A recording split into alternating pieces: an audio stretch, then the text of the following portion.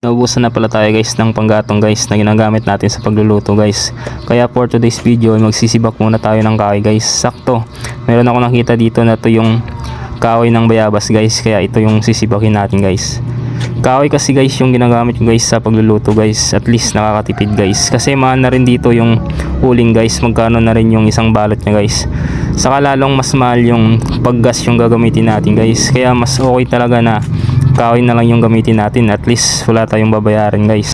Marami naman kasing kahoy dito sa amin guys. Kung masipag ka lang talaga magsibak guys, hindi ka mawawala ng panggatong guys.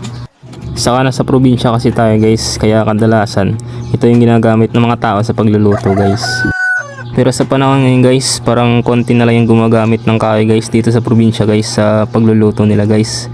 Kaya minsan yung ginagamit nila guys is yung uling saka yung gasol guys.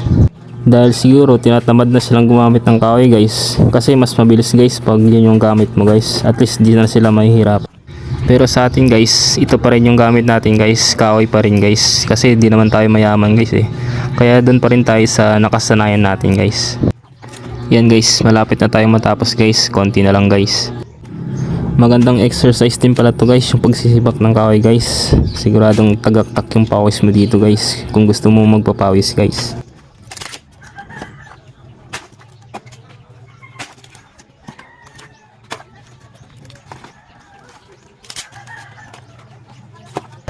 Yan guys, natapos din natin guys.